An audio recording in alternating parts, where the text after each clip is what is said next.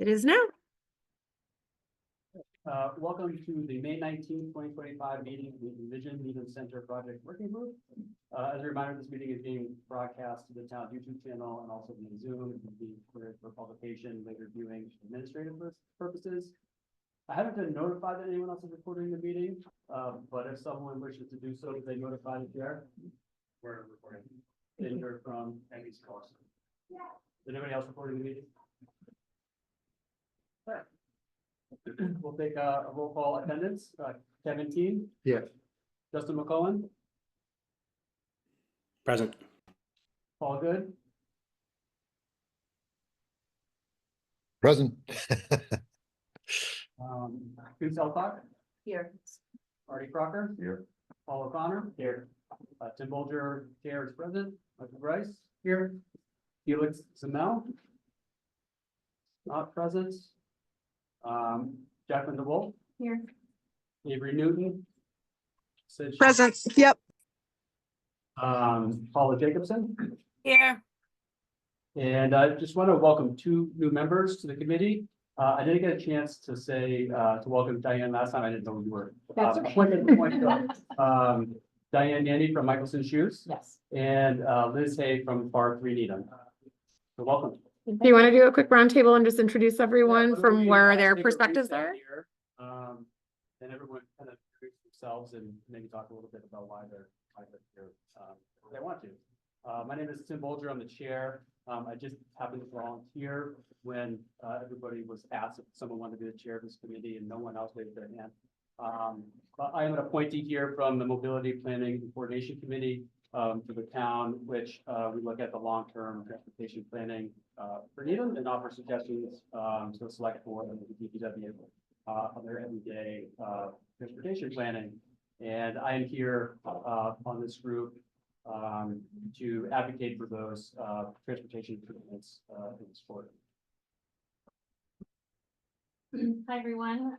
Welcome members. Jackie DeWolf here as a resident at large member and joined originally, I guess, in the fall or winter when it was solicited as a broadly helping improve safety and community resident here of Needham. And also by profession, I've worked in transportation infrastructure for nearly 20 years. So. I'm Lisa Elcock. I'm holding this seat as my role on the Economic Advisory Council of Needham, on which I hold the chamber seat. And so I'm here in that role as the chamber, but I'm also 30-something plus the resident of Needham as well. Michael Bryce, I'm on the school committee, on the Climate Action Committee. I'm chair for Needham, and I honestly can't remember at this point, but which act what board nominated me for this committee. One of those. We pointed you for your wisdom. I believe it's a Climate Action. Artie Crocker, Vice Chair of the Planning Board. I'm also on the Climate Action Committee, Street Committee, the Large Size Review Committee, and I'm the representative of the Planning Board on this committee and lifelong resident. I'm Paul O'Connor. I'm a member of the Finance Committee, and I'm the FinCon rep. Diane Annie, manager at Michelson Shoes and also a resident of Needham. Liz Hay, I'm a business owner at Bar 3 Needham, been there for a little over 10 years now. 17 years select board. Kara Lustig, Director of Public Works. This project has been a Public Works project and goal put on the Public Works Department for close to 20 years now. And part of the project has been taking a look at the design that was done 10 years ago and reimagining it through the guidance on this committee. Do we want to go on the Justin? Sure. Justin McCullen, representing here the Traffic Safety Committee and the chair of the Traffic Safety Committee. I also serve on a number of other committees as well as an elected member of the Planning Board, and along with some other transportation and everyone kind of knows me anyways. So that's glad to be here. Paul Good from the Revitalization Trust Fund. That we have been working with the town for now over 25 years, helping improve the the beauty and the usability of our public spaces. I'm also former president of the Needham Business Association and part of the NBA that is now incorporated into to the chamber. And and have worked with a lot of the different business owners and landlords throughout the town for a long time. So I'm delighted to be able to have so many of them participating. Paula? Did I hear you? It's hard to hear you when you're far away from the mic, but I think it was me. I'm Paula Jacobson. I'm the executive director at the Charles River YMCA. We own the site at 863 Great Plain Ave. I also serve as the chair of the MBA that Paul is on as part of the Charles River Chamber. And again, happy to be here and be part of this. Gonna read Avery's note up there. She wrote it in there. Hi, all. Avery Newton here. I am an at-large member and 7-year Needham resident with 3 young kids. We love spending time with them. Thank you. Okay. The next order of business. Do we have to speak of the consultants as well, please? Oh, sure. Sure. My name is Margot Spiller. I am the project manager for the design team. I work with Apex companies. I have a transportation engineering and planning background.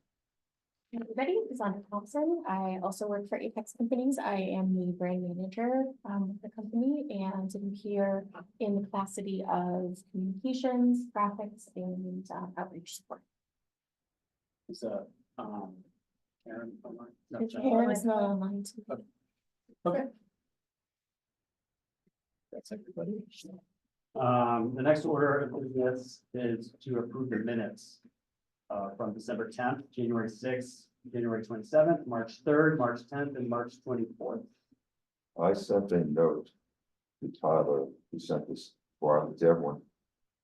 These minutes are not minutes style that I've ever seen before. What I'm seeing here in these 4 minutes is more of a summary of what was talked about, but not what was actually talked about.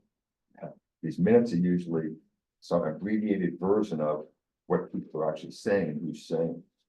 Then from there, you get to what you want to do. These minutes are kind of skipping that and just simply going to what we want to do. So I don't recognize these as minutes. Go ahead. Is there a reason why we're approving minutes from the past 6 months? So last time I was on the CEA, we did approvals. We had the meeting, and the next meeting, we approved the minutes from the previous meeting, and so on and so forth. So why are we approving 6 months? So we've struggled with getting minute takers. That's been like, we can't find, like everyone else, right? They're trying to find employees. And so we were finally able to find somebody to summarize all the minutes for us. So that's why there was a delay. Is there a way to like review them? We can, I mean, I have seen them in both styles, so this is not like a brand new thing, but I can certainly have someone in the town manager's office take a quick look at them and see if they kind of meet what the intent of minutes are. Again, all these meetings have been posted, available to the public, and then also all the meetings are recorded on YouTube, so the information is, the details are all there. Sometimes they are in more of a summary style, so I think it's, I guess, maybe a preference as far as how detailed you want to get of the discussion. But I'll have them take a look and see if they think there's any issues with them. We can certainly delay it. One of the challenges we've also had with this committee is getting a quorum. So we'll talk about when we want to meet and what that looks like. But for the vast majority of the minutes that we have, there wasn't even an official, like we didn't have a full meeting. It was really just informational. But I can certainly find out if they think there's anything to be concerned about them. Yeah, I mean, and I appreciate that, but I mean, certainly I've never, even on the select board, I've never seen minutes as a summary of what was talked about as the minutes. It's supposed to be a recording of the, abbreviated version of critical thoughts and comments that were talked about to come to then we have the conversation. So when people read this, they're not reading what was actually happening, just the outcome. Yeah, so I guess we can. Yeah, we can certainly push it to the next meeting. Yeah. Yeah, we also put the times people come and go on that. There's, a couple of them note that there's not a quorum and that there is a quorum at a certain time. Right. So we're selling at 5 o'clock now, right? Well, today, Okay. All right. anyone online, comments about the minutes? So, we will see if they can restyle them or something different, and then we'll come back and discuss them again. Okay, that's fine.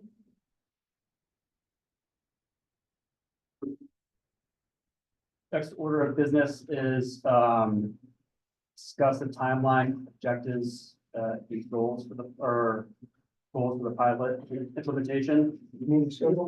Meeting schedules. So do we want to do the meeting schedule at the end? If we could do it now, that would be helpful. So I would like that before the end of another meeting. Okay. So I think one of the challenges we've had, and I'll sort of, the next item, we can talk more in detail about like where we are, where we want to go. But one of the challenges we've had has been getting attendance to the meeting. And it's a challenging one. I think I heard about 15 different committees that were mentioned as we went around the table. So finding a time that's appropriate for people who are already committed to meetings is a challenge. So I just want to acknowledge that. We had originally selected 4:30 on Monday. And we had very low attendance. We had sent out a message. We were told if we moved it to 5, we would have higher attendance. To be frank, I think citizen engagement probably prompted higher attendance. So we want to find a time that works better for everybody, whatever that looks like. I think a couple of points that are maybe tied into the next agenda item. The select board has put a pause on the project for a minimum of 6 months. So we know we have a longer time frame to meet. I think it probably makes sense to meet and have touch bases over the summer, knowing that a lot of the engagement work, like it's more of a challenge over the summer for people with schedules as well as getting citizen feedback. So I think we were talking about maybe 1 meeting in the month of June, 1 in July and 1 in August, and then going to twice a week again in September and really starting the work in earnest. But I think taking the summer to really plan and prioritize what kind of engagement we want to do, what is our, like, what are our goals? What are we trying to reach as far as a timeline? I think would be helpful. So I guess we could go through the days of the week and see what works best for everyone. I know, again, we're up against a lot of different challenges. Or I could try to send out a survey or a poll. There may not be a perfect time for every person. And I guess my question would be, for the summer months, would it make sense to do June, July, and August 1st, and then in August set our schedule for September? Okay. So with that, right now the meetings are set up at Monday at 5. I know there's some conflicts. Are those conflicts still there in the summer for everybody? Not for me. Okay. My conflict is simply I need to start at 7 o'clock, so 5 p.m. Okay. Karen's You have the still not challenge attend. with one of the team members who's on the planning side. Yeah. Problem with me. So I guess my question would be to try to make sure that at least the committee has, like, we have the full value of our consultants. Is it possible? I know we had talked about Tuesday. Obviously, Tuesdays are still days in which we have several meetings. I'm getting a lot of no's, so that's a good answer. Is there any availability on Wednesdays? I know the finance committee does work over the summer as well. Thursdays?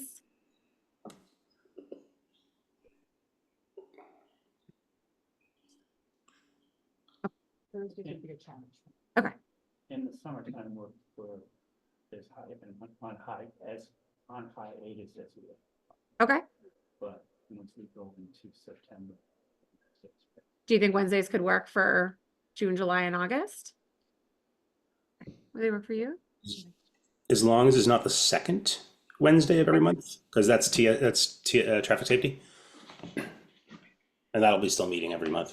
So. Okay. Let me just take a quick look.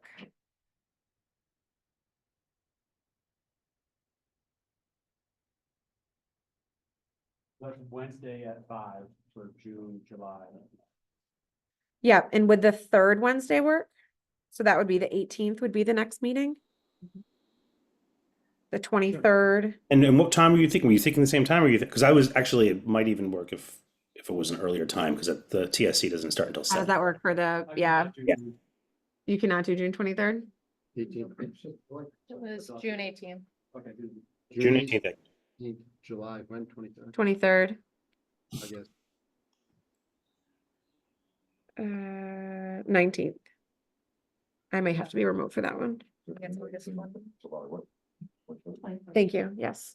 Well, I'll be coming back from PWX. July 23rd is probably a no good for me. It's my wife's birthday, so she won't let me do this. I will be on vacation that week. Okay. Could we do July 16th? That was the 3rd. 16th I can do. July. No, August. Instead of the 23rd? So that would not be- Like the 16th. Okay. August, and then August 20th, sorry. And does August 20th work? No. I was just gonna ask. Could we do the 13th? Yeah, because we get school goes back back to to school. school. Okay, great. So August 13th. So I have June 18th, July 16th, and August 13th from 5 to 7 p.m. Okay. Also do July 4th. Your schedule's clear. Yeah. Yeah. Early one, 16. Okay. And just for those new, we did try to do like a hard 2 hours, so that way everyone knows roughly when they're getting out as well. And then I'll just make sure in August, I'll send out a doodle poll in advance and just try to see if I can find some overlaps. For this particular group, I'm just going to imagine that evening is really the only option and there's no daytime hours. Just based on businesses, or is that? I need to clarify, did you say, I heard you mention something about the 16th, which meetings do we have on the 16th? So June 18th, July 16th, and August 13th. And I'll send out, I haven't done it before, but I will send out invites through Zoom as well. Just I imagine there'll be more people taking advantage of hybrid. Okay. And then, like I said, in August, we'll just send out a doodle poll, and I think probably twice a month from then through the winter is likely to be what we'll need in order to touch We'll base. Maybe every month to just reassess. what you Yeah. want. Yeah. Yeah. Committees change and things change. Yeah. So maybe we'll take it a little bit slower and go 3 months at a time, as we move forward. You know, the chamber event. Yeah. And we're keeping the 5 o'clock? Yes. Yeah. Sorry. All right. Now we can move on. Discuss the timeline, objectives, and goals for the pilot. So, I guess like recap for those who have not been involved in any of the process for the past 3 weeks. I can't say this is the most engagement we've had on anything, but it's pretty darn close. So one of the things, I was talking to Tim earlier, like on the positives, one of the goals of this committee was to try to get engagement and try to get people interested in the project and aware of the project. And we have accomplished that. I think there's just generally a challenge when you're doing a project like this, where when you have nothing to present, it's really hard to get people engaged or interested in it.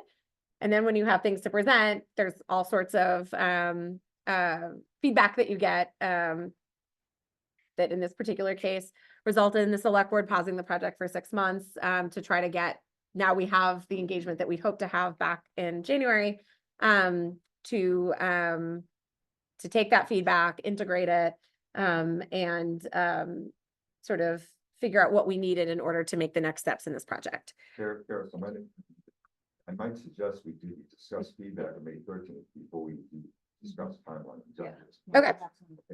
And I did just want to clarify, it was delaying the implementation of a demonstration by Yeah. 6 months, not pausing the project. Correct, yes. So, So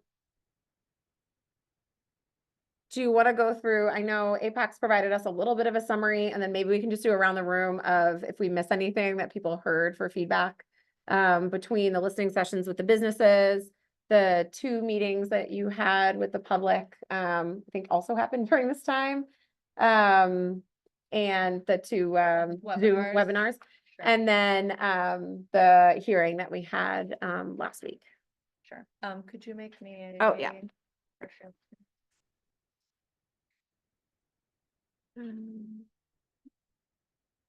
Sorry.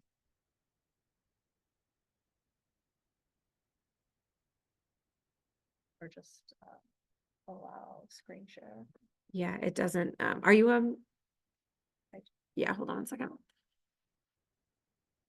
Sorry, it just doesn't allow me.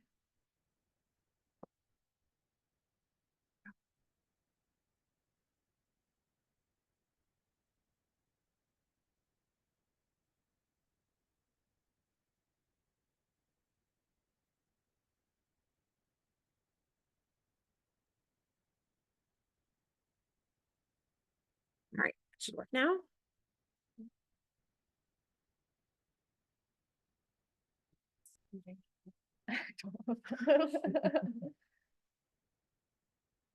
Great.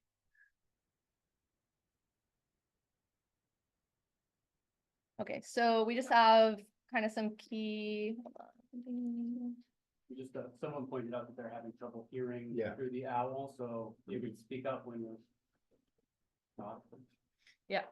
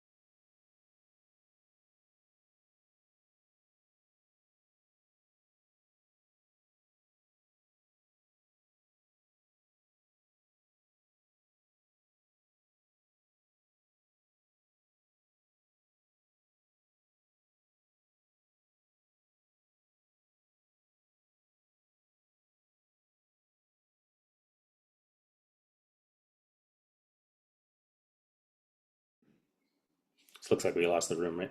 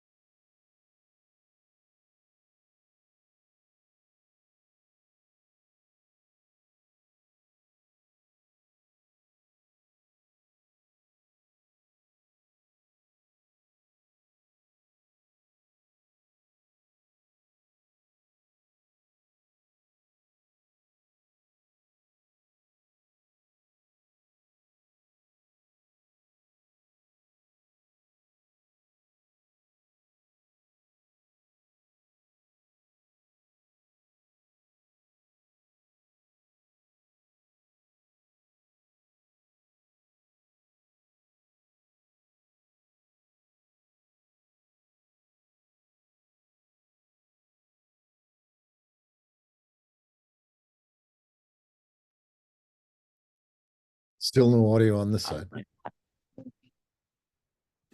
No, I think I think we lost Karis's terminal, and then that's why it froze, and then she just came back on. So I think they're working on that. Awesome.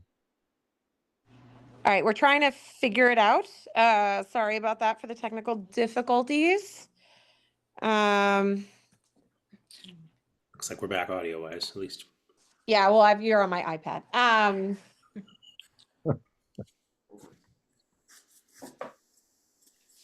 Do you mind if I plug this into yours? Sure. At least then that way the owl will be on here.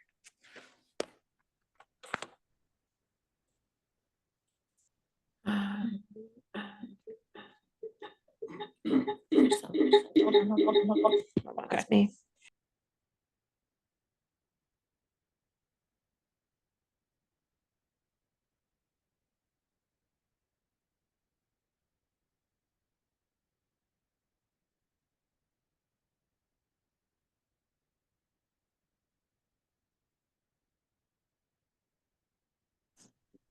There you go. Can you hear us? There's no audio. Yeah. I can hear. Can you still hear us? The screen has that bump up there. Well, it was just frozen. It's my screen, but it's frozen on, I can't change. It's locked up like that. Oh. No, sorry.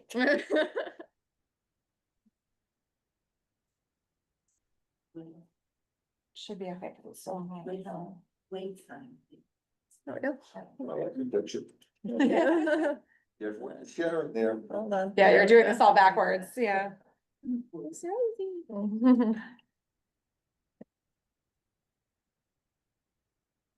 All right, so we just can't.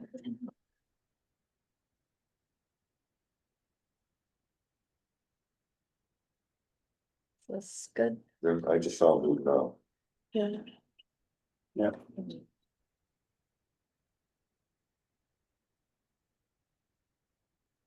Is things okay? Can, yeah. Can everyone hear us online? Okay, great. Can they see you? Can you see my screen? You can't see the owl Yes. though. Yeah, they can see the screen. Yeah. Does it They can- matter that the, And they okay, can No, hear it us. won't show that when it goes. okay. All right, so we had talked previously about traffic and parking concerns.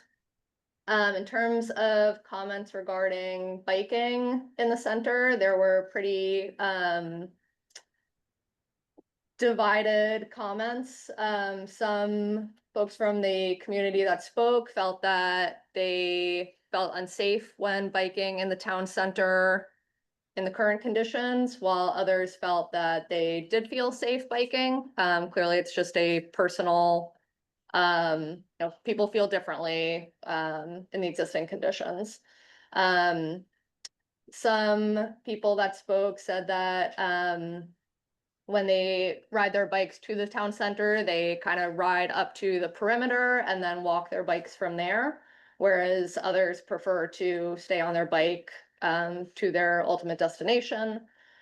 There was aggravation, or I guess frustration, from some people speaking that the concept plan that was presented seemed to prioritize bicyclists and the incorporation of bike lanes over other priorities. Something that was also mentioned and that has come up in previous engagement events is frustration that people that do bike in the center currently bike on the sidewalk, and that leads to conflicts between those walking and those biking. And there was also a comment that people don't see people biking in the center right now, and concern that even if we do include bike lanes in the proposed design, that they would not be used by the community. In terms of safety and logistics, key safety concerns that were brought up about the existing conditions mainly revolved around people crossing the street. So how long the crossing distances are, timing, just at the intersection, sometimes the crossing time length doesn't feel long enough, given how large the intersections are. Concerns about the safety of people biking in the existing conditions, specifically at intersections, or if you're not biking on the sidewalk. Just from a logistics perspective, something that was brought up about the proposed concept design was how snow removal would work in terms of the sidewalk level bike lane and a reduced number of travel lanes. The ability to implement some safety improvements between now and when a full build project would actually come to pass. Is there something we can do low cost in the near future? And then questions about the cost of the project and where that money would be coming from. In terms of project elements that many people speaking seem to show general support for, everyone would like to see wider sidewalks, if that didn't mean taking anything away. Outdoor dining, everyone seemed to appreciate the outdoor dining that has been added to the center since the pandemic and would like to see more of that.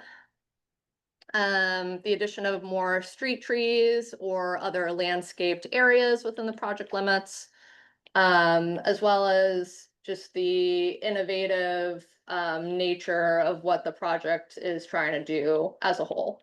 And then anything that the project can do to support the economic vitality of the center and the businesses there. So that was really the synopsis of the feedback we received from the community. That might be a good, I can either go over the select board feedback, or we can take a pause there and see if that was. Does anyone else that attended that meeting have feedback that they heard? They want to comment on? I mean, the overarching feedback was it was negative. Like, let's just, I think we can call a spade a spade. I'm just gonna put it out there. I hear what you're saying in terms of, you know, people want more spaces to dine outside and they want more safety, and I agree with those 100%. But I don't think 300 people showed up and we're all for this. And I just want to. I think there was that. I think there I was. think it was a 90%. I think of the people who spoke, it was maybe closer to 25% as far as, I think there were like 25 speakers, and I think there were, you know, I think there were some that were mixed. I think that there were some that were very clearly against, and I think there were some that were very strongly for. I know the Needham Observer article said that there were 10 people that spoke in favor of the project and 30 against, so. that would be- Yeah, so. I just, you know, as a business owner, okay, I'm just going to speak to myself, and this is why, right, we're business owners and advocates on this, in this working group. But I have a lot of concerns. And I think, yes, you highlighted them here, but I don't think you necessarily went into depth in how they're going to affect our businesses, or people that are gonna come to our businesses. So the reduction in traffic lanes is huge because we rely on regional traffic. People don't all just live in Needham that come to our businesses. I have 2 waivers from brand new clients. And we ask, how did you hear about us? And both of them were drive-bys, both of them. So I just think that reducing the lanes is gonna be really tough for a lot of people to see a lot of our businesses. And then parking is a non-negotiable. Like, we need parking in front of our businesses in order for people to come and shop. Whether that's someone that's coming in to take a class, whether it's someone buying shoes, whether it's someone getting flowers. So we can't compromise that. And then deliveries. How are our trucks gonna stop in one lane of traffic on either side? It's gonna create a block. And loading zones aren't gonna work, because then that takes away parking. So it just seems like we need to, as a group, maybe come together and figure out how we can implement the things like outdoor dining, green space, safety. How can we implement those without taking away from how it's gonna negatively affect our businesses? So can I just, so I think back to the feedback session that we had, I think I mentioned this as select board, and I'll mention this here. I think what was clear for me from listening to the feedback is that there's no one solution that's gonna fix every single problem that a person has with like what they want to see out of our downtown. I think there's a lot of different interests, and those interests have different priorities, and some of those priorities are in direct competition because we were dealing with a very tight corridor in a very small area.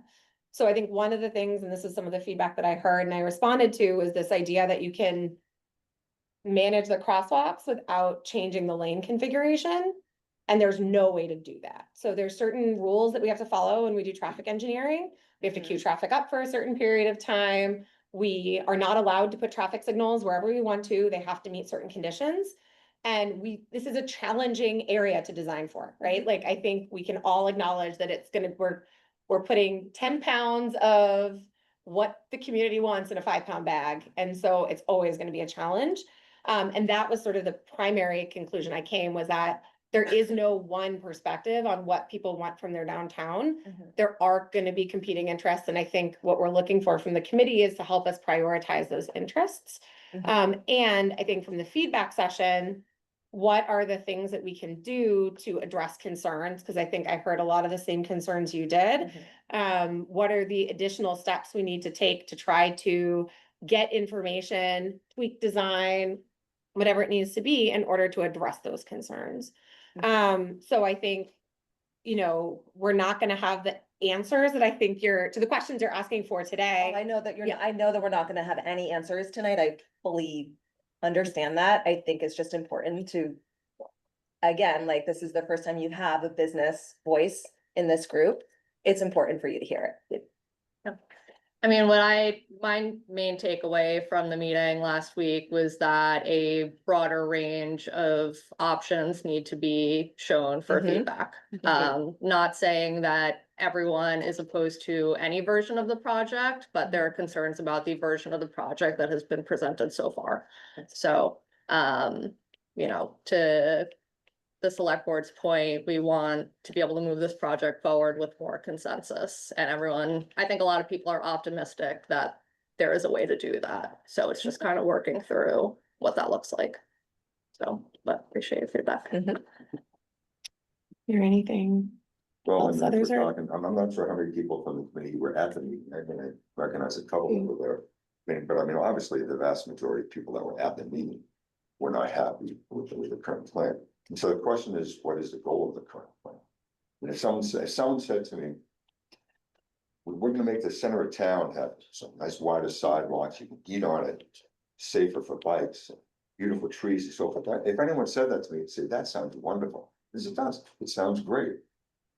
But then we step back and then we have to step back and say, okay, what does it mean for the center of town? What's it mean for businesses? And I think clearly what's being talked about, there will be a negative impact to the businesses. I don't want there to be a negative impact to businesses with this type of plan, but there will be a negative impact. So that's a deep priority. What is the impact to the businesses? Matter of fact, in some ways, that is the main priority. His main priority is to revitalize, have Needham Center be more engaging. Have the businesses do really well, and we're trying to do something to make that happen, by have people enjoy it more. But we have to look at the reality of how the business is going to be impacted. If we had 15 years to change people's, mode of operation, and how they see society, how they see the climate, and we could make sure that the businesses were perfectly fine during that whole time period, that might be great, but we don't have that time period. The goal, I see this as possibly reducing people on cars.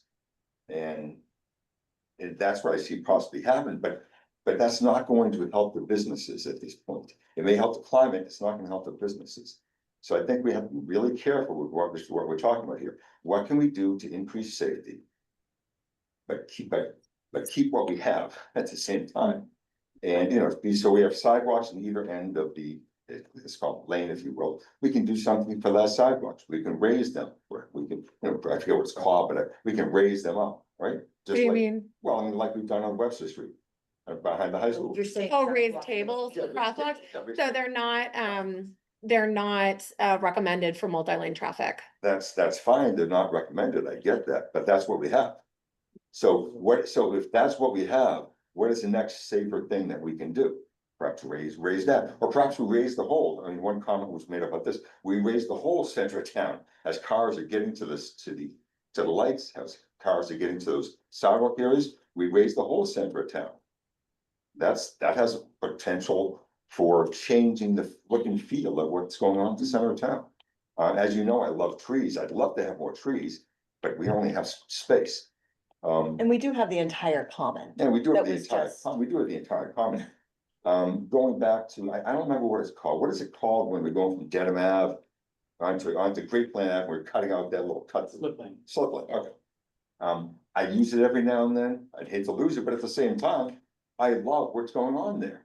You know, I'm not sure how much impact, how much negative impact will that really have versus a positive impact. I can see a lot of positive impact because it's beautiful. And with a little, you know, fine, people do it differently. Perhaps as long as people can still take a right turn at that light, or some people just go around a different way. But that, to me, that has a lot of positive feedback with very little negative aspects of it. So look at keeping that. But I think we have to go backwards here, then think of how we go forwards. Because I appreciate what you're trying to do. One thing that we can do, if we want to get less cars in center town, bring back the minibus. The minibus used to be here in town, I don't know, 3 or 4 routes. You know, instead of spending lots of money reconfiguring this, maybe we can spend some money bringing the minibuses back, because then there are lots of people that don't drive. They can't drive.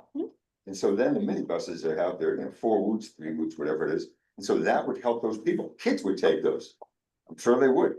Again, my mother used to take that minibus because she didn't drive.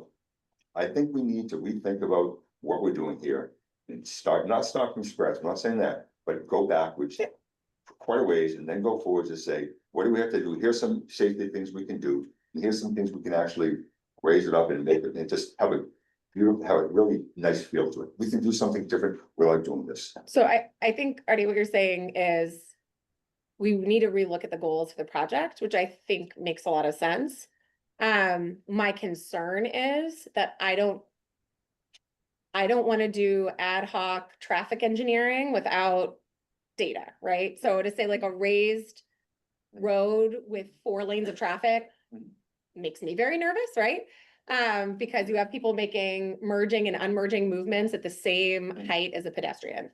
So I think like a step back and looking at the goals of the project is really helpful, but I don't want to, like, I heard a lot of anecdotal engineering communication. That makes me very nervous as a, you know, somebody in the professional industry, because we want to make sure what we're doing is legal and safe and going to help improve, I think, all the things that you just talked about, safety and I'm not economic. suggesting otherwise. I'm saying here are some things to look at. So that's what, And if it doesn't work, it doesn't work. If it does, it does. And if it doesn't work, then don't do it and just then find another way to have a little some I think more broadly, you're asking to evaluate different options that could achieve some of the same goals. I just don't want to conflate. I don't want to.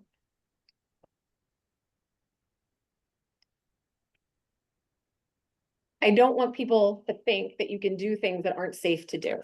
I think that's my biggest concern. So I think going back to our engineers for the town, going back to Apex and saying what other mechanisms can we use is really helpful. I do get nervous when I hear people making recommendations about what those techniques are, because I don't know what is the appropriate technique or not the appropriate technique when we move all the pieces, right? So 4 lanes is going to have a different technique than 2 lanes is going to have a different technique. Bump outs are going to have a different technique than not. A controlled intersection that has a crosswalk is going to look very different than an RFB or not. So those are all the things we want to consider. So I think what we're hearing is we want to look at the goals and like be very clear and maybe reevaluate them over the summer to make sure that they're in line with what we actually want for this project. And what can we do for design which keeps 4 lanes? That's it. What can we do that keeps 4 lanes, keeps parking? I'd love if I'd love if you could magically flip a switch and have everything work, but we can't. But what can we do? What can we do? Yeah. to I mean- safety, but keep 4 lanes? I That's what can't it see is. the room on the owl. Can you fix that? Hold on. We're on. Is that soon? Yeah, just stop screen sharing. Maybe that'll pull it. Oh, turn the video on. It should. Yeah, there you go. Is that better? I don't know. We'll Okay. find out. Oh, you need to take Yes. your. Oh, hold on, hold on. Who's up top? And Paul has question. Let me see. Thank you. Right on this end. Okay, So I we guess should be good. my other question or things to like look at for the summer, and I think it kind of merges with the second, but anecdotally, we keep hearing about how reducing a lane, I think this is maybe where you're gonna go, is going to, like, we're worried about reducing car traffic, we're worried about congestion. So one of the things, like, you're jumping to like, we need to maintain 4 lanes. One of the things we'd like to look at in a much more in-depth way is the actual impact of reducing lanes when it comes to traffic times. So what the times will be as far as like what it takes to get through the downtown now, and what it would take to get through the downtown with 2 lanes of traffic. And remember, it's a 2-lane road on either end of the road that bottlenecks at both ends. And also the impact, like, I don't know why it didn't occur to me until we were up in select board's chambers, but the impact of the train on the congestion within the downtown, which obviously has a pretty significant impact regardless of the number of cars you're storing within that corridor. So I do think, I think with the sort of blue sky, can we look at all different options? I do think looking at that option from a traffic flow will also be helpful. We also, How are you gonna do that? so they can run models that will show the number of cars that go through now and what the timing is on the signals. Because remember, you wouldn't have the same timing on the signals now that you would when you go to 2 lanes of traffic. And then with the, So we were also talking about changing the signaling time, even with the existing 4 lanes. correct. Yes, which is being done with the bottleneck Correct. program. I just wanted to mention, like to Karis's point, if there were a version of the project that, for instance, it was 2 lanes of travel, but there were turn lanes at the intersections and the operations were the same as existing. And we were able to do something from a policy perspective, for instance, like not having employees park on on-street parking spaces, that the same number of on-street parking spaces were available for customers as they are now. Would you support that version of the project? I don't know I'm not sure what the question. Like, was there's exactly. no operational issue and there's no change to parking available for I mean, customers. if On Great Plain Ave. nothing- On Great Plain Ave. I mean, if there are no I mean, negatives to it. yeah. And if there are no negatives to the change, would I support it? Well, the negative would be that the intersections of the 2 signalized intersections would still have a longer cross time because you'd be crossing more lanes of traffic. Everything has a positive and a negative. Have a longer left turn lane, turn Yeah. left against a car. Yeah. So one thing I was just thinking about, just, because we're reacting to, as the community is like learning about these plans, right? This is the first time we've had something, just, I wonder if over the next couple of months, not to answer tonight, but if there could be a list of like things we explored and like why they didn't work. And like things that we're still exploring and like why, and that could include everything, because I think just in general. That would just be like helpful education to know, like, why couldn't we put in say a lot, there's ideas all day long, but it would be helpful just to like educate ourselves on like, okay, was it explored to do the raised crosswalk? Yeah. 4 lanes, why not, why yes, or just have some more context. I also just have a quick question, because I was looking at the meeting notes for the meeting from January 27th. There's a note in here that says it's important to clarify what aspects of the design are still open for discussion and what is already determined. So what's already determined? So I think that was a conversation we had about the walkthroughs and what information we were looking at. And I think, if I'm not mistaken, Jackie, that was a conversation that you had with myself and Apex about the safety goals, I think was kind of the conversation. So we were talking about what we like.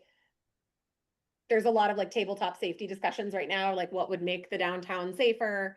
But there are practices that are established. And I think the question was, how open are you in that conversation to putting in a practice that may be less safe for pedestrians? I think that was really the question. Okay, so this Yeah. has nothing to do with the plans, the actual This was plans. what done well in advance of the plans. Yeah, actually, I remember that conversation. It was about, if the town is gonna make an investment and make improvements.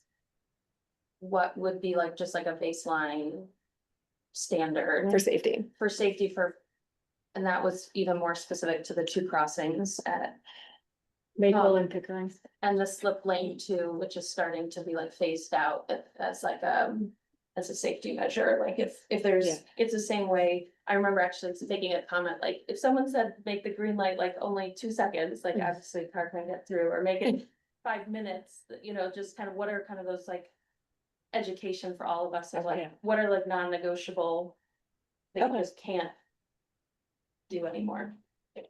Tim Paul's question. Yeah, Paula. Michael's also his hand. Paula's- Hi, can you hear me? Thank you. Can you hear me okay? Yeah.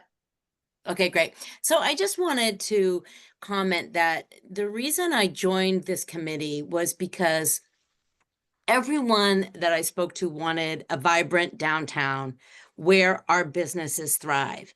And I feel that there just isn't enough data. And I'd like to request if we could, part of this project could be another parking analysis. And I know there was one done a few years ago where it came out that there was enough parking, that people quote unquote just didn't know where it was. I'm wondering if that could be looked at again so that we know really what the data is, who's using what parking lots, and if there are spaces, where are they? And if they're not, that data is really clear so that we all know what we're dealing with. I think a lot of the information is anecdotal, and there's been times I can't find a spot, and there's times when I certainly can't. So more than just Friday night at 5 o'clock. What does that look like when these businesses are open? And if that's possible, could we do that?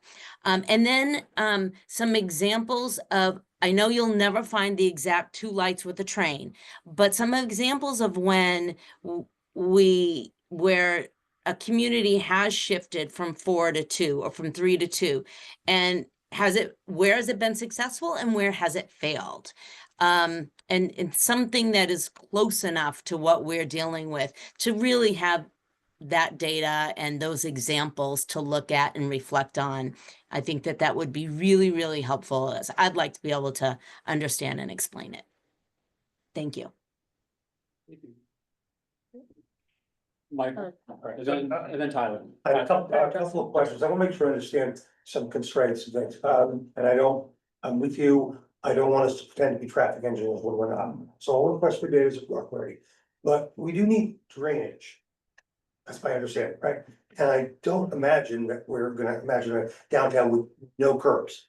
So drainage, and I understand that there is a project that will happen at some point in the near future, which there will be significant work on the drainage in that area. So this is this project. Right, okay. Yeah. But the point is, to do that, one thing we need to set absolutely is where the curb is going to be. Yeah, so one of the things I've sort of said is that the curb line from a drain, like, the curb line matters more than what you do within the curb line or within the sidewalk, right? So there's been like outdoor dining, biking, whatever all the needs are, or within the road, parking and lane width.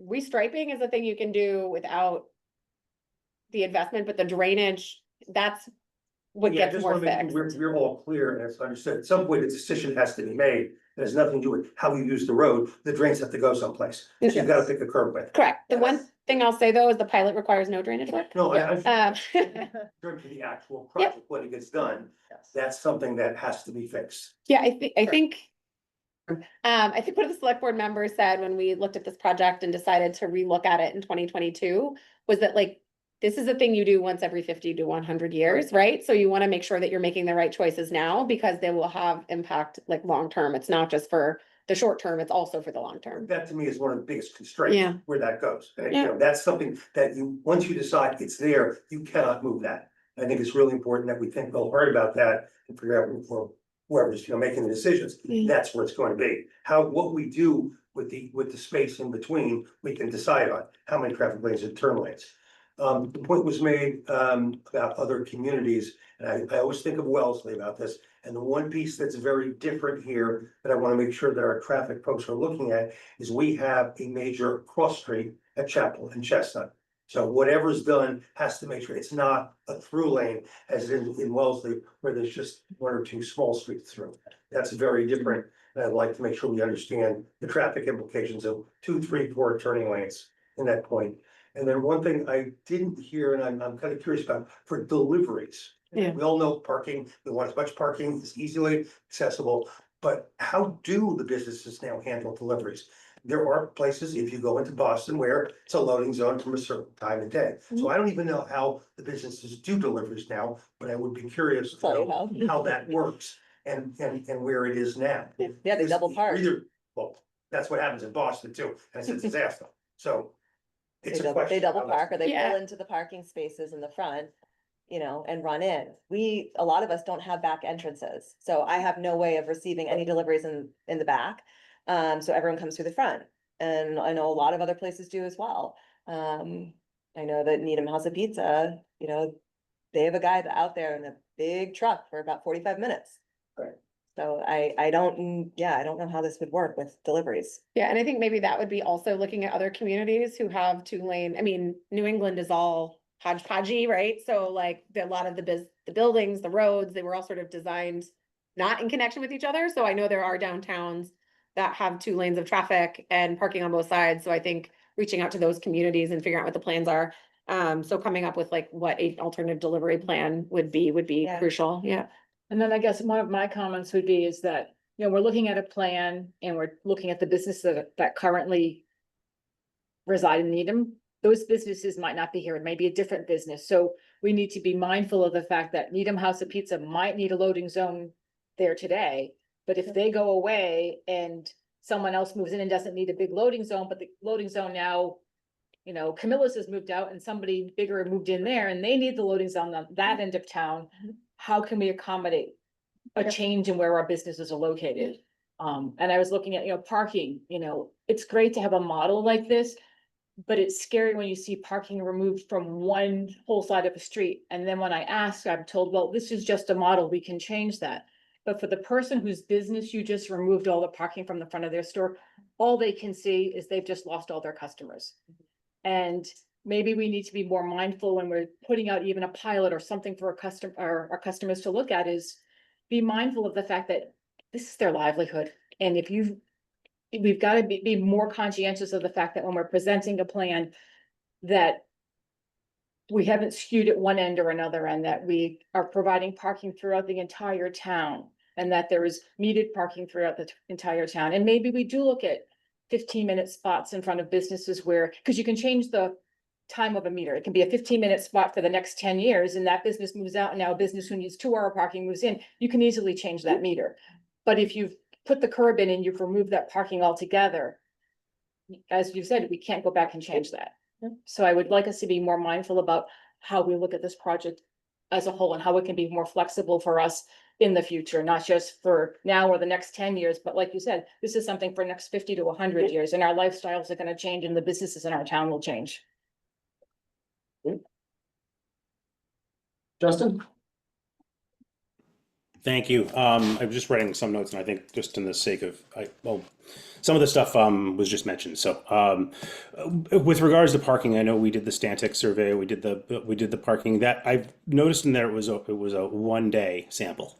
So that was obviously and I believe the intent of that parking was obviously how are we utilizing holistically the parking, and is metered parking appropriate and all that. It wasn't through the filter of Envision and what we're trying to figure out here. So I think we probably do need to revisit a parking survey, a parking study, or at least reevaluate to see if that's adequate or it was fit for purpose. Deliveries, I think are going to be over. I've talked to some people in other towns when they talk about delivery zones with time of day. That also can be unfortunately a burden on business owners, because the couriers aren't going to really care if you say 7 a.m. and then they're going to offset that cost is going to go to the delivery company. So you actually could burden some of these businesses by doing loading zones between 7 and 11. Because it just may not work with the schedule of the deliverer. As far as and I think we can this consultant here look at our light, because back in 2017, this is the railroad light, which has been the bane of my existence for the last 8 years. Now, the MUTCD says that, signalized intersections within 200 feet of a grade crossing have to have queue management. They don't actually tell you, they tell you to do a study, and queue management is something you need to incorporate. It just happened to be that Beta Engineering said, this is a solution, we should come up with a light. I know there were some challenges because the light wasn't connected to the railroad preamp properly and blah, blah, blah. But is there another solution of queue management that might be something that would that we could evaluate in this project? That's all I'm saying, because that's been, I think, a source of pain for a lot of folks, especially because it's not actually working right now. But nonetheless, just those, and I have one. It was definitely mentioned before about the parking, and I think that is it for now. So I don't want to monopolize. Good morning. Yeah. I just wanted to mention, I think it kind of half came up, but we do have a bottleneck grant that's going to be executed this summer that will look at the communication and upgrade the type of technology that we're using in the downtown. So we're using a mix of technologies right now, some that are more historic and some that are more modern. And this will sync those three lights together better. So ideally, you would see a better flow of traffic this summer through the downtown. And again, the goal is not to get people to go quote unquote faster in terms of the speed that they're going. It's to get them more fluidly through the downtown.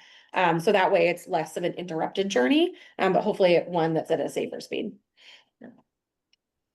I have a question. So my takeaway from the meeting, I was there, and I went to the business meeting, and I think if you could clarify what this committee does, I get a lot of questions about this committee and why it might not just stop, like how we're going to we're gonna figure this out, we're gonna work on this, and it's going to take months, and I don't think people understand that this Envision project, even if we rename it or something else, that isn't gonna go away, and why you're committed to it, why are you committed to seeing it through, what the funds might be to seeing it through, and why this work is so important based on the safety, the drainage, the businesses, and trying to figure out how we're gonna do what we're hoping to do. So a little clarification on the committee, I think, would be really helpful. I'll just add to that also with the delay, just like what our role is in like decision making, because what communication should we all expect or how would this like play out? Right, the pilot being delayed versus the committee, The role of the role of the committee now, yeah. Yeah, and I think, I don't want to speak for the board, but I feel like the intent behind it was clear that we were not ready to move forward this summer because there was so much feedback and that we didn't want to just, the goal is not to put in a project that nobody wants. The goal is to put in a project that has consensus and again, it's not gonna make everybody like, not everyone is gonna be happy about every decision in the project, but the goal is to get a project that there's consensus around. So that was the goal of delaying the project, was to give time to provide that consensus now that there is quite a bit of citizen engagement. Hey, Kara, consultants. We've talked about the distance across the streets, and I can appreciate, some younger families, especially if they're getting there. And I'm not gonna say late, but after the lights already turned to a walkway. But what is the possibility of, just shortening a little bump outs, to shorten those distances? But so the bump outs are actually kind of in front of parking places. But so you just do the bump outs, so you shorten the distance, which will also make things look better as well. But you keep things the way they are, but now you're safer because now you have bump outs. Well, the bump outs have to take something, right? Yeah. So they're gonna take parking or they're gonna take a lane. Well, If you bump out, they take a parking spot at every intersection, the but bump also that. outs, Yeah. okay, I'm not an engineer, Well, I'm not a traffic engineer. But I would actually say, yeah. So So the bump out, are you bumping out possibly the sidewalk? yeah, That so the crosswalk you're already in, you're bumping that out a little bit. You're not, yeah, but you're going into some right of way. So either going into a turn lane or you're going into a parking lane. well, you're going into okay, let's take Great Plain Ave turning onto Devon. There are parking places right there. When people leave those parking places, a lot of times they may just go straight turning onto Devon Ave to a right. Mhm. Okay, well, if you put a bump out there, you're taking away the possibility of that parked car to just go right onto Devon Ave. But you aren't necessarily, but you're not taking away a lane. So it has to be wide enough to fit an ADA ramp. And then you have to be able to taper it on either end. So it will take a little bit more. So maybe take. I was gonna say, yeah. Anyway, have we looked at that, for example? Yeah, so it might also be useful when we look at it this summer, and I think maybe this helps connect to the like what the committee is and like and actually a few other comments as well. But the project that was originally dismissed in 2022 was effectively keeping the downtown the way it is now with doing a few safety improvements at either end. And again, there was citizen engagement, not as robust, but there was citizen engagement around that project. And concerns were expressed again about the longevity of the project and is it building into the future what the downtown would look like. So we sort of have that, and it might even be worthwhile to kind of overlay the two together and talk about the challenges. One of the challenges we had wasn't so much with the downtown, it's inconvenient to have to cross it as far as the timing it takes. And remember, when you stop traffic for pedestrians, you're stopping traffic for pedestrians for that whole period of time that it takes somebody to cross 4 lanes of traffic. If you modify this to 2 lanes, you're now shortening the time that the pedestrian cycle goes because you're only crossing 2 lanes of traffic, not 4 lanes of traffic. But the concern of the people was, there's not enough time. So if you shorten the time and shorten the distance, there's potentially still not enough time. Right. So Sorry, I just want to yeah. say, at least during the outreach events that we had in the open house and all of the tours, the concern about crossing distances were twofold. Was when you are crossing like north to south or east to west, there sometimes feels like there's too much time. But when you have to cross diagonally, because the scramble allows for that to happen, that then does not feel always Well, you like say enough little time. diagonal. Yes. I guess Yes. I do that all the time safely, but in theory, are we we supposed to not do that? The way these are set up These are currently, it designed Because they're encourages designed so it. that you can, They but that, purposely designed this. Yeah. We may Good. not want Right. that moving forward. right, that Yeah. also though means that from a signaling perspective, they have to adjust for a That's the controlling pedestrian. movement. Right, Yeah. so that length then adds significant time to all of the other signals Yeah. and delays. So the second thing I just wanted to say was the 2 intersections at Pickering and at Maple were the other 2 items that came up as part of that project. And again, we challenged the traffic engineers then, and I think, we can certainly challenge Apex as well. But to maintain, we had a goal at that time where we didn't want to touch the already constructed areas between the signals. And there was no way to do the traffic queuing out where you didn't have 4 lanes of traffic over the intersections, and that was a challenge.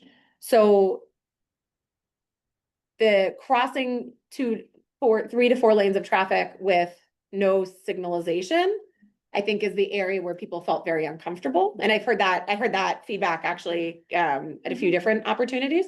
And so that's one of the challenges is how do you manage, if you were to maintain everything the same in the downtown, how do you deal with those 2 intersections in particular? And like I said, Beta was challenged to do it and they could not design it so you only had 2 lanes of traffic over those. Is that a place where crosswalks. you could do the bump outs and lose maybe the max 2 parking spaces? No, because the issue is that the bump outs are still crossing 3 lanes of traffic, and it was crossing the 3 lanes of traffic Yeah. that made people I cross that uncomfortable. crosswalk every day, and I almost got hit this morning.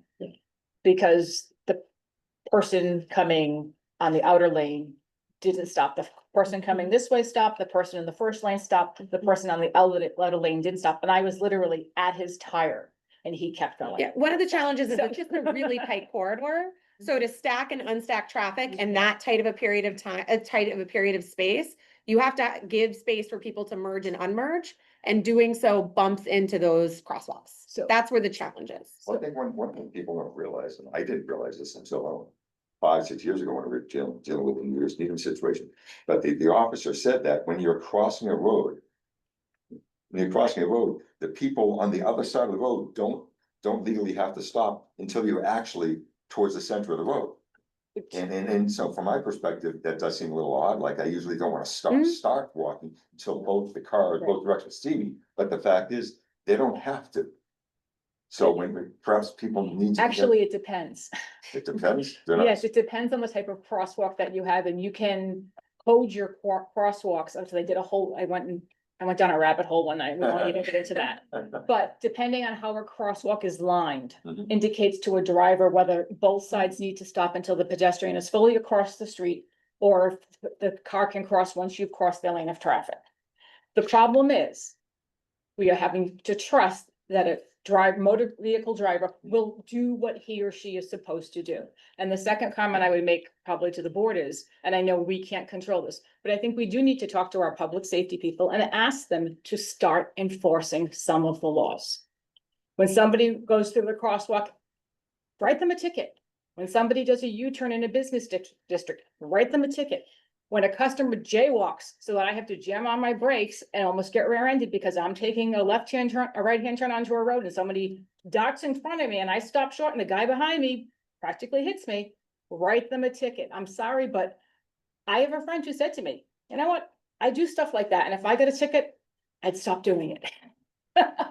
So people will admit it, like they're going to do what's easiest for them until they're penalized for doing it. And I think maybe we need to talk to the powers that be and ask them to help us make our town safer too. I think the benefit of this type of design is that it's self-enforcing for a lot of those things where you don't have to worry about whether someone's gonna comply driving on the other side of the sidewalk or if a pedestrian is gonna dart out in front of the road, there's clearly marked outside. So there's a benefit to having something like this. I just want to say that there was a huge accident in West Roxbury on a road diet like this because of an angry driver. So I'm just saying, like, I don't necessarily know if it's gonna stop people from being aggressive drivers, that's all. And I'm sorry, but I work in Michaelson's shoes. I have a open view of that part of the road all day long. There are signs on either end of the road that say no U-turns. I can't tell you the number of times I see customers do it. I mean, I can count on every day. Yep. And they'll still do it. with And this. they'll still do it. That's the problem. We Yeah. need Be a lot harder. But the thing is, they're still going to, but that's part of the problem. It will be harder, but they're still going to try it. Mhm. And that's going to cause more problems. And I'm not going to say road diets are good or bad. That's not my point. My point is, we need to change people's behaviors. And sometimes the way to change your behavior is to penalize them for their negative behaviors. It could be multi-pronged for sure. So maybe I'll just summarize if kind of the things that I'm thinking of we could consider over the summer that we want to do to move forward. So we didn't talk about this, but we talked about it internally, is a follow-up survey of residents and businesses. I think that would be helpful. Again, let's capitalize on the fact that people are engaged and get data. We'll talk about this, but there's no solution that's going to solve every single concern. So making sure that when we do the survey that people understand there are trade-offs for every choice you make. Because again, we're not designing a road from scratch. We're dealing with the right of way we currently have. One thing we had also talked about was potentially looking at an economic impact study. So we have a lot of anecdotal information, but I think, and again, we're infrastructure people, we're not business development people. So I think potentially thinking about looking at subject matter experts to provide us some information about, what the changes that may or may not be recommended may have an impact. One is a traffic analysis. So, and that could be a traffic analysis of 1 versus 2 and 1 versus, or 2 versus 1 with turn lanes. To see what that would do. Cause again, there's a whole bunch of factors as far as pedestrian crossings, signalized, lead lag on signalized intersections. One, I think, is also to gather a list of communities that have features that we have done this project before or something similar, who have similar features, to figure out what have been the pros, what are the cons, what do we like about those projects, and then also what have their challenges been? Yeah, I will say just in terms of communities that have gone through a similar situation, it is incredibly rare for a community to collect data after the fact because no one wants to pay for it. We can certainly get anecdotal information by calling town employees, that sort of thing.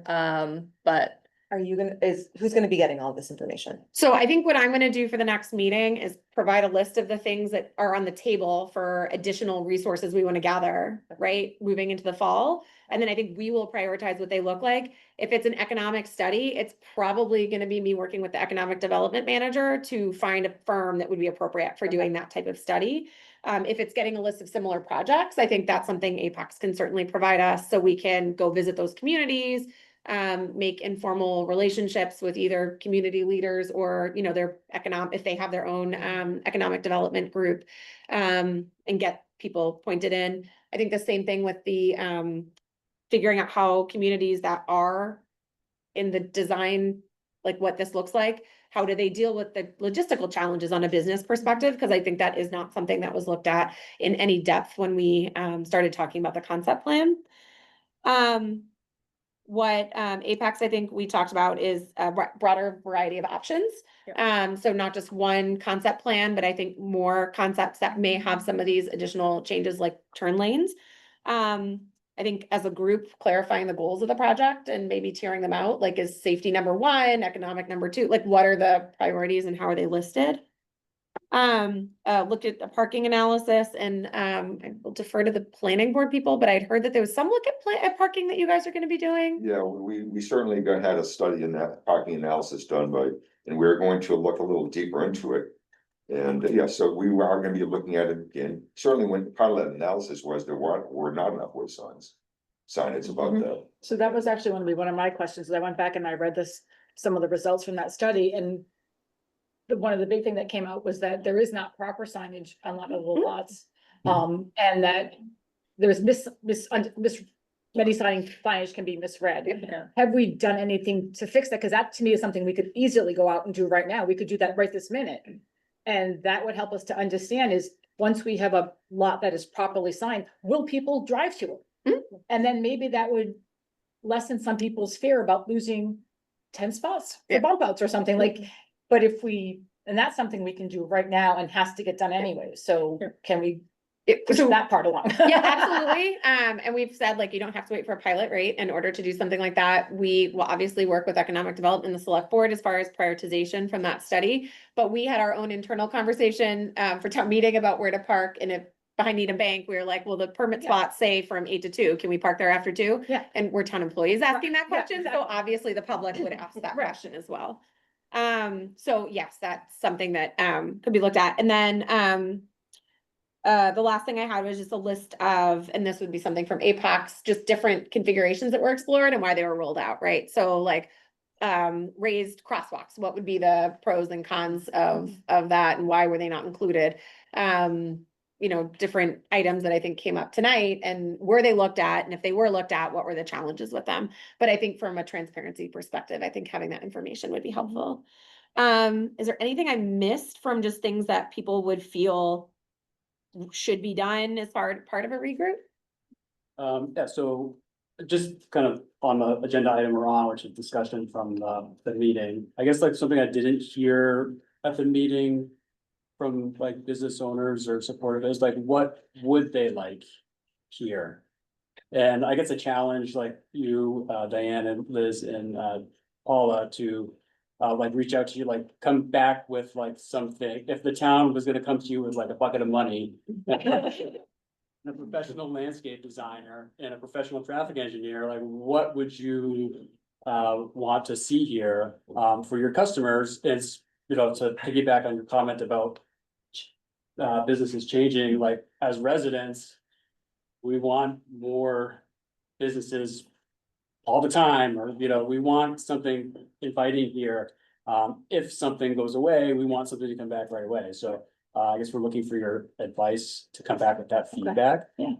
Kind of going forward, like where are the deliveries and which one would make a, you know, best sense for what's there now and you know, where's the outdoor dining and who wants it and do we need it somewhere where we don't have it now? And those things, if we were coming at you and we were gonna do this, and where would that be? I think that would be. Yeah, I think that was one thing that we were hoping to get more feedback on. We have a business meeting and I think there was just so much focus on the particular plan, but like what would make wider sidewalks valuable to you? Is it additional retail space? So you could have, you know, could we change policies so that we allow retail outside, which we don't currently do? Is it outdoor dining? Is it outdoor dining where the town has tables and anyone can use it? Is it outdoor dining where people want table service? Is it, you know, we didn't get a lot of reaction to the slip lane. But that's like a question of like, what would that space be for like value added amenity? I heard a bunch about snow removal and I'm not promising anything, but that's been a conversation we've had internally about if we're going to be providing wider sidewalks, if we're going to have more amenities that are public amenities, what does that look like from a snow removal perspective? Because right now it's, you're on your own. So that information would be really helpful about like what would make this helpful or attractive to businesses as well as what the negative feedback is. Because I think we want to hear both because both will require some conversations that may take a little bit of time as far as dealing with policy or dealing with funding or dealing with something like that. So getting that information would be helpful. and sorry, Kevin, like, some of these things I think are like select board things that they can change, like the policies. I believe that your parking, like, you have a grant to do a parking study. It's about parking minimums. Yeah, Um, we looked at that. We've also been pretty easygoing on giving waivers with Yeah. businesses. Sure, so maybe that waiver of parking is a difficulty for a business to come in and start something new here in this area, and you're always giving them a Well, waiver, that's maybe why, they should. that's why we're doing it, because Right. these businesses find it difficult, Sure, various things. We don't want them to find it difficult. We Right. want to make it easy for them to come. so so if you can remove that as a barrier, and it makes it easier for people to come, these are other things we can do, to alleviate some of the concerns about what might happen. And so, doing things on the sidewalk, whatever rules they are, can we change them so that it makes it easier for people? Putting chairs out or whatever, so. I really don't want to be like a negative Nelly here. I just want to, we live in New England. So I think it's like such a beautiful idea to be able to have like your outdoor retail and chairs out there and all that, but the reality of the situation is the majority of the year, like we can't use that space, right? If we lived in California, then maybe we could, but we don't. So yes, in a perfect world, that would be great. I just have to voice that. But the other thing that I know my clients want are metered apps, or apps for the meters. Like, this is insanity that we're still having to put quarters in our meters. We're doing that, right? We are doing that, yeah. So when is that happening? I have to defer to one of my colleagues 'cause JP went for to all that. implementation for the, We Yeah. are waiting, right now, we're at the point where the app vendor is talking to the parking enforcement vendor. And they're linking the two databases together, but once that's done, like when the signs have come in, the meter stickers are in, so. Once Okay. they're linked, then we can start beta testing and So we think this is gonna be like a year from now or like a month or two from I now? think it probably be 4 months. Okay. Yeah. Okay. So that means you already know where all the public parking is then, if it's. Yeah, excuse me, yeah, we just, Happen yeah, that quickly. we're not taking public comment or questions right now, so just send an email later, please. But I will, I'll absolutely give some, I think the reason why you're not getting like what it is that we want is because what we want is what we have. So. Like, and I'm just being honest, like, we have everything we want right now. We have the drive-through traffic, we have the people walking in, we have the people that are shopping, and so we have the parking spaces in front. So I think when you're asking, and I'll just speak personally for me, and I do know for some other business owners too, like, it's hard to tell you what it is that we want when we already have it. So actually, I'm gonna ask a couple of questions if that's okay, just to help clarify some things. I know it's been said that businesses were allowed to do certain things during the pandemic, like putting tables and chairs out and planters out and, sandwich boards. And that's not technically allowed within the town. sandwich boards, I believe, are, as long as they're not neon. Don't quote me on the bylaw. So my question is, maybe we could know what is and isn't allowed, because there may be people who are doing things right now who think it's May not just know. gonna, maybe going forward would be enforced and wouldn't be able to do that, and that would help us to determine what considerations we'd want to be making. And then my second question is about bicyclists. Are cyclists of any age and skill level allowed to ride their bikes down in the downtown area? Not under the current bylaw. No, on the sidewalks. Okay, on the sidewalks, Yes, sorry. yeah. On the I assume that's Yeah, what you that- meant, yeah. yes. So would that be enforced? Would the town start enforcing having cyclists not ride on the sidewalk?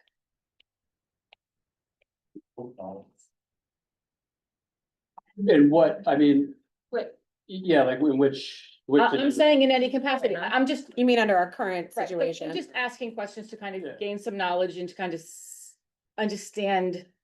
I mean, I personally have some opinions as to what I think, but I don't know if what I think is reality. So I'm trying to figure out what the reality is. So between the post office and the YMCA, technically, no one should ever be on their bicycle down that corridor. That is how our rules are written, Okay. yes. Yes.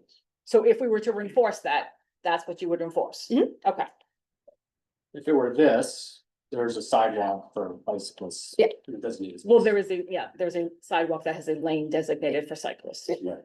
of all skill levels. One thing I'll just say, in certain areas of our downtown, and I'm not condoning or not condoning people riding their bikes in the downtown, it is challenging to cross somebody who is wheeling a bike as well as riding a bike. Yeah. They both can be challenging in Yeah. certain areas. I would just add one thing. We talked about 6 month delay on the pilot. We don't mean October. We're thinking this is after holidays. So we were originally planning it in July, so a 6-month delay would be at least. Right. Yeah. Yes, many people thought it paused on 6 months first to October. Yeah, and I think That's incorrect. It's, you know, one of the things, I don't know if we're there on the agenda item or We're not, there. but We can go to it now, right? I think the conversation like we've had internally about when you would want to start a pilot and what are the better benefits of it. And so I think we had talked about warmer weather is sort of where you'd want to initiate it. Obviously, like any construction, whether it's minimal construction or not, there's challenges. Yeah, so I guess a couple things with the demonstration. One, we've been kind of framing this discussion based on the grant requirements. I know last week there was discussion of potentially doing a demonstration without the grant, but we'll just kind of talk about what the grant would require. It would be at least 12 months in duration. So from that perspective, doing it during the summer months doesn't mean we only want to have it up in the summer. It would be up for every season. And, our suggestion to start it during the summer was twofold. One, traffic levels are lower, so it gives folks that are driving through the center an opportunity to adjust to the new conditions, and not have it, start one week when school is in session and people don't know what's happening. Secondly, starting the pilot and introducing those public amenities at a time when it is most attractive to be outside does just start the demonstration off with a positive note, right? So the community can immediately see the benefits of having this new repurposed space. In terms of installation recommendations, if we were to do it, install the demonstration not during the summer, we had been talking about doing it during one of the school break weeks, either between Christmas and New Year's, in February or in April, or potentially just doing it next summer. So it does take a couple days for the contractor to set up the barricades, put the new pavement markings down. So doing it during a weekend or something like that would be particularly constrained. Can they put them down in the summer, in the winter? Is that possible to paint in the winter? Yes. My other question about the pilot is, we talked before about being like the lanes and certainly because of where the lights were. Yes. Will the signals be changed with the pilot, or will the signals just go as they are today? The signal equipment will remain as is, but they would be retimed. There's Yes. engineered or whatever it Yes. is. Behind. So like, for instance, if the barricades were set up to have a shorter crossing distance, the pedestrian phase would not have to be as long in the pilot. And that is something that you would do as part of the design, would be to do all those different scenarios and change the timing. Yes. So the pilot we're talking, sorry, go ahead. No, go. Just two quick questions. You talked about a follow-up survey. Is that something the committee would be part of, like reviewing questions or providing input on, or is that just something that will? That would be great. That is the idea. Okay, Yeah. just be good to clarify with these things. Yeah, when are the opportunities to give input versus we'll just be participating the way that everyone else is participating. And then just, I think one thing that would be helpful, in addition to like the yes, no, what you explored, is maybe just to I don't know, just like how should we be communicating about this moving forward? Maybe to your question too, of just like, we're fielding lots of questions and that's become a very much like us versus them, or like former committee members and welcome new ones, but kind of like what's been decided, what's not been decided. And I've been like, nothing's been decided, I don't think. So just like, and I've talked to different people who are here as members of the public too, just like, thanks for your comments, here's why I'm on it, but also here's what we're trying to figure out, so just like, how do you want us to be like communicating, or what type of input, or is it more like we're on pause until we have this next meeting? Just like help us, be like engaged and active, members of the committee, because like, I know I'm fielding questions from people being like, well, how do I make a left? And I'm like, I don't know, is it worth talking about that now, or should we just say, hey, I'll get So back to you? I think given that they're looking for more options about what the layout will look like, Yeah. that like giving specific information about a specific layout, again, this is a concept plan, Yeah. it's not a design plan. And it sounds like we're gonna be requesting more more broad concepts. Yeah. The challenge obviously with the concept is it's not a fully fleshed out design, so the more you get in design, the more questions you have, and so when you're dealing with broader concepts, I think there's a lot more questions and you get more granular, which it's not what they're not intended to be granular. So I guess for specific questions about this specific concept, I would say like broader goal, right? The committee's been meeting for 5 months to try to get input on what we want to do with the downtown and balance all the different interests. We got a lot of feedback over the past month, and the select board has decided to pause the project for 6 months to reintegrate that information back into the process. And my feeling about what this committee is for is to help integrate that information back into this process.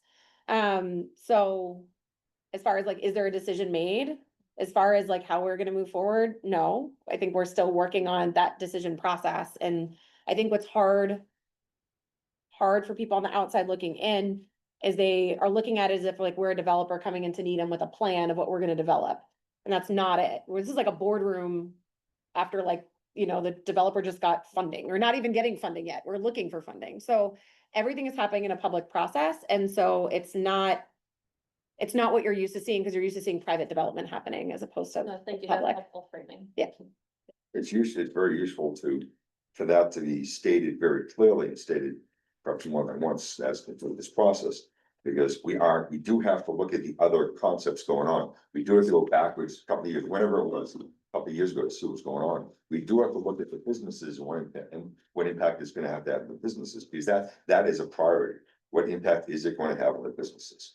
Period. That's a priority. Then what do we do to increase the safety, but keep a positive impact on the businesses?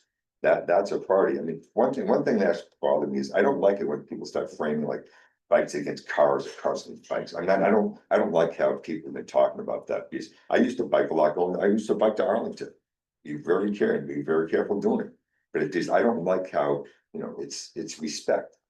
Cars have to respect the bikes have to respect the cars, but I really don't like how some of this is pitting one against the other. We are a town, we are a community, we have a business, we have a center of town we have to deal with, we have all the businesses we have to deal with. What can we do to make it better? What can we do to make it safer? Yep. Very.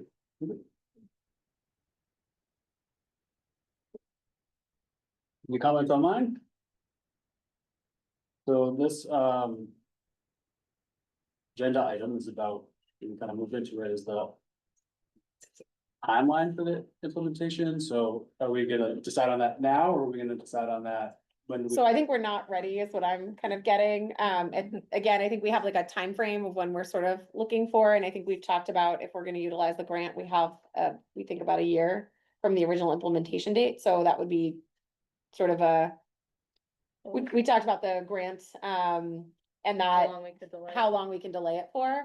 So I think that's really gonna be one of the variables there, right? If it's gotta be used within a year, then that sort of sets a potential hard stop of July of next year.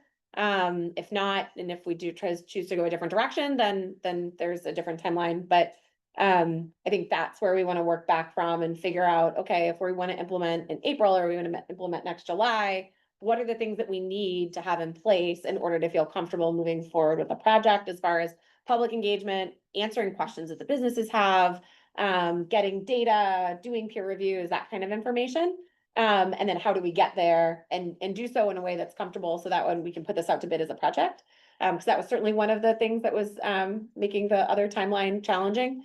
Because usually there's a period of time that you need to go out to public bid. So prior to implementation. So I think those are the kinds of things we need to figure out. And maybe that's where we can start at our next meeting, is where do we think a reasonable timeline is, whether it's piloting this scenario, whether it's, you know, the original scenario, whatever it is, like what's the timeline we're working for decision-making process? And then how do we get there? You know, and take the steps necessary to, I think, bring everybody at least together, if not all in agreement, but at least together towards an end goal. What has to be included if we use the grant money? So bike lanes were Bike included. lanes and reducing the number of travel lanes from 4 to 2. So I think we have to forget about the grant money totally, and we have to go back to the beginning, what do we want as a community? The grant money is not, the grant money is not, the grant money should not be driving what we want as a community. I understand it's great to have, I'd love to get the grant money, I really would, but that should not be driving what our downtown looks like. Yeah. The grant said, the wording on the grant is the award will be used by the town of Needham to demonstrate how Great Plain Ave can be redesigned to improve pedestrian, bicyclists, and motorists safely. The town will reduce the number of vehicle travel lanes in 2 in each direction to 1, adding protected bicycle lanes and adding pedestrian space on both the north and south side of the street. We'll add curb extensions and upgraded crosswalk markings at intersections to enhance pedestrian crossing safety. By temporarily reconfiguring Great Plain Avenue to prioritize multimodal safety. This project will pilot approaches to re-envisioning transit-oriented commercial centers around the region and test key elements of planned redesign before they become. And I appreciate the fact that someone's gonna give money for that purpose. We should not be designing our town around that grant money. It's not the right thing to do. Relative to the grant itself, are we confident that it's not subject to any yank backs similar to what we're hearing? It hasn't yet, so I can't promise anything with the current administration. Is it in-house or not? That's the question. Do we have we received the funds? Yeah. No. It's so we would, it's like most of our grants, so we have a contract that we would sign. We haven't finalized the contract because we're trying to finalize the implementation date. And when the contract would be signed, we would then be able to spend the funds and then it would get reimbursed to the town. Did we write the application for this grant money, which then responded with that grant money to have to be used in that direction? Or could we have written it a different way? It's unlikely we would have received the funds if we'd written it a different way, because it's a safety grant. So the goal is to make the street as safe as possible, and this is. Right, but usually they don't. Yeah. Usually you get grants for doing things that are, you know, that involve more than less. If you're talking about the plan that we had originally, you're not doing a pilot Yeah. for that, right? You're just, we're going to construction. That's the next step. You really only do a pilot when you're doing something that precipitates a lot of change. So if we're not doing a lot of change, the grant doesn't really play into effect because we just go to construction. It would be just be like a typical project. We go design and construction. I also just want to note, I think this entire conversation actually goes back to identifying or re-identifying what the project goals are.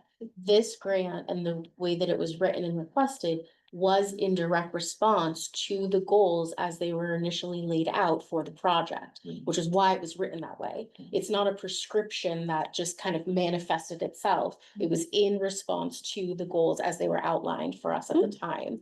So I think that's a really important thing to go back to, is like, do those goals need to be reassessed? And thus the design shifts, the process shifts. And I think we've heard that it does. I think the goals have changed. No, I like these goals. I like. You a like goal these that's I like it, no. I like a goal for a safer downtown. Mhm. I like a goal that makes it easier and safer and sort of a more positive experience for people shopping. So I think this is the goals I find okay. I don't mind a pilot program that looks at bike lanes are appropriate. I think that's okay. I think it's a good use of a fund that we can explore an issue about how we find safety working in downtown. So I think this. But nowhere in there did you mention about the vitality of the businesses. You didn't mention it. I mentioned every other time I talk about it. You're right. Because it's at the shopper experience I did too, the and I shopper think that's a experience. really important key. So I piece think of it's all of okay this. to ask if this is how do bike lanes make it safer? I think they did.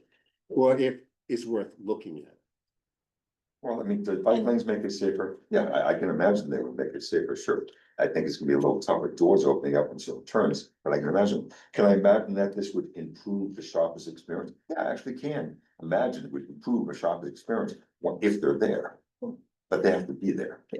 Okay, so that's the problem, they have to be there.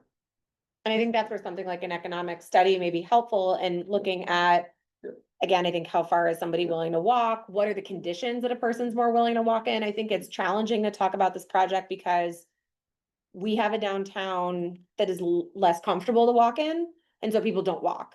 And so it's like you're talking about all the things as they're together, and I think that's where maybe, again, someone with like more of an economic development background may be able to help provide more insight on what are the conditions that, you know, I heard a lot of, look back to the feedback, we heard some information that was sort of contradictory, right? So we heard we want more parking, we heard parking garage, well, a parking garage requires people to walk. So, you know, what are the benefits, what can we give them, and then how do they all play together? So I think getting somebody with again, the economic vitality being a goal, then we would get somebody in with a background to say, these are the conditions, these are the types of stores, these are whatever that people are willing to walk to or not walk to, and in these conditions are they willing to walk?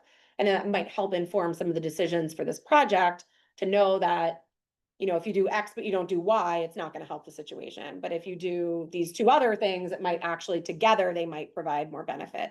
And I think getting that from more of a subject matter expert on the economic side, as opposed to the infrastructure side, might be helpful. One thing Paul? that's useful is. Sorry, Paul, Okay. okay. Oh, he's, Paul, you go can hear, ahead, Paul. all good?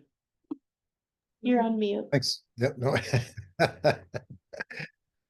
So, first of all, I wanted to be able to say that one of the things that's been very productive in terms of this meeting, at least for me, is the fact that we're now getting a dialogue that's introducing a lot of different needs and understandings in one place. Because prior to this, there were the understandings that were happening within the individual committee. Then there was clearly a very large gap in terms of, you know, whether this project was sort of along what Karis was saying. You know, you're basically going from design to into construction, and that wasn't the concept of the you know, the committee at all. But that didn't get conveyed. That it was just basically this was the start of the study to be able to figure out what the needs are. What are the types of things that we could do to be able to really make the downtown a more vital place for the businesses and for the safety of the pedestrians, so that Needham, you know, continues to be a place that's very attractive that people want to live and work and play, as the phrase goes, right? So this, I think we've started to lay a foundation of being able to do that, and I think that I'm hoping that out of these conversations that people who are watching this are starting to get more of an understanding that the town wants to be, all of us want to be able to have this be a success. And that success is based on being able to integrate the best pieces of the things that can be not only desired to be able to put in the downtown, but also that can strategically and legally and engineering wise have been proven to be successful in these things. And there are these combinations of constraints that are all part of the picture. But it doesn't mean that we can't accomplish a great deal of positive throughout this project and retain the things that we feel are really the best, with modifications that can make, you know, can do what we want to do, which is really make the downtown more beautiful, more effective in terms of being able to have people work and move through the downtown in a safe way. And so, you know, I think one of the questions I had was, and I think I have an understanding now in terms of in terms of the grant process, was that we wrote the grant in a certain way, and the state responded, or the grant we went after had written into it an inclusion of having to use bike lanes. And so if we were going back through the process again, and looked for grants that did not have that specific item in it, or it had the option to be able to incorporate bike lanes where it is safe and feasible, not as a requirement, no matter what, which is what it sounds like in this grant that says if we don't incorporate bike lanes no matter what, that we can't really qualify for using the grant money. Versus saying the encouragement is if there's ways to be able to create bicycle safety throughout our specific circumstances, then we should incorporate them. But if you can't, then you don't lose all the grant money simply because you because you couldn't conform to that individual criteria. And so is that something that we can go back to them with if we come back to the conclusion that it's not safely feasible to be able to put those bike lanes in these areas? Or do we have to seek for a different grant that doesn't have that specific requirement? So this grant itself, if we decide that we want to do, let's say we even decide we like the curb line, we just don't like bike lanes, we want to do outdoor dining, we want to do whatever. This grant would not apply. We wouldn't be able to utilize this grant. That doesn't mean we couldn't utilize other funding sources. It doesn't mean whatever, but this grant specifically would not be an option. And I think I mentioned this at the hearing but there was a lot of time that went on. So the state requires that if you have over 10,000 trips per day, under MassDOT standards, you are required to have a separated bike lane of some kind. That can be a stanchion. That's like a lot of what we see in Boston, where you have paint and you have a couple of those flex posts. It could be a separated curb, or it could be a raised bike lane like we have in the concept plan. Right now, they are not requiring municipalities to implement this as a matter of like requirement unless you take funds from the state. Most of the federal money comes through the state. So even if the federal government doesn't require it, the state will likely. So that's just one funding mechanism that may or may not be there. The other thing is they have not required that we implement bike lanes if we utilize Chapter 90 money. Again, that could change. So right now we have some flexibility if we use our own resources. I can't say that will always be the case. So I just want to make that clear. Like I don't want to get into a scenario in which people think, we say, oh, we're not going to take federal funds, we're going to fund it ourselves. And then 5 years from now, they make us do it anyways. Like, I just want to be clear that may be a requirement that comes up, just like ADA is a requirement that comes up. And it doesn't matter if it's coming from town funds or if it's coming from state or federal, we have to put in ADA compliant sidewalks, crosswalks, and curb cuts every single time we do a paving project. It doesn't matter if it's town resources or federal resources, we have to do it.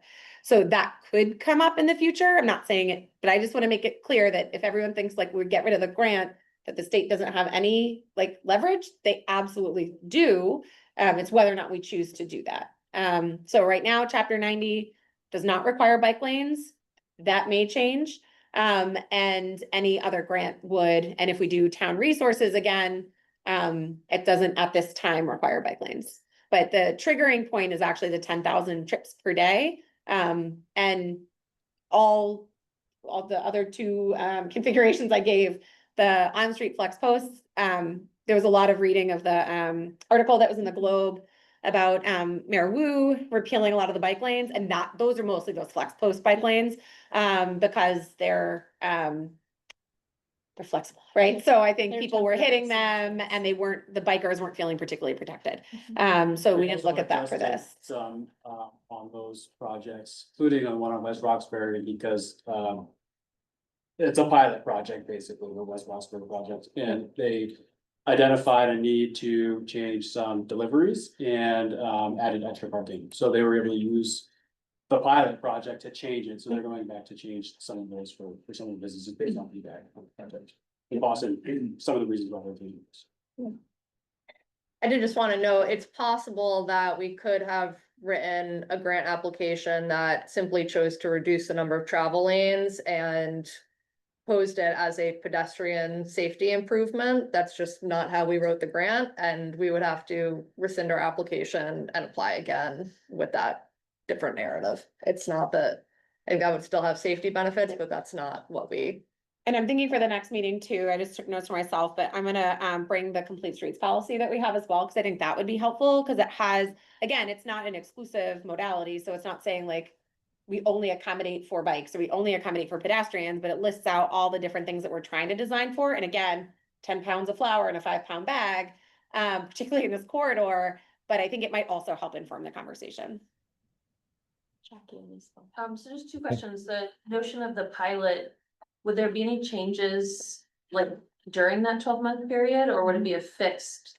Absolutely. Okay, so there's the overarching goals, but then there'd be measures of success or something where.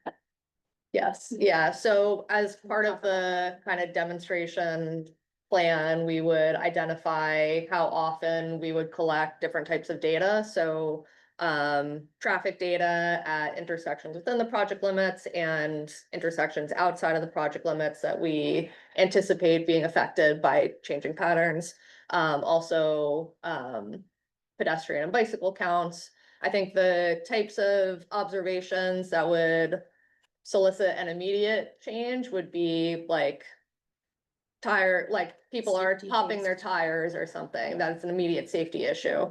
But if it's, we think more parking is needed here, or this bump out should be changed, it would be at a regular basis, whether it's every month or every 2 months or 3 months throughout that 12-month process. Will you be collecting data from businesses? Yes, we would love to. Whether it would be, we've talked about potentially focus groups or collecting economic data. I know the town has access to various types of revenue, that sort of thing, but we would love to work with you guys on what would be best. And how often would you collect this data, and how quickly could you make changes if you deemed it was necessary?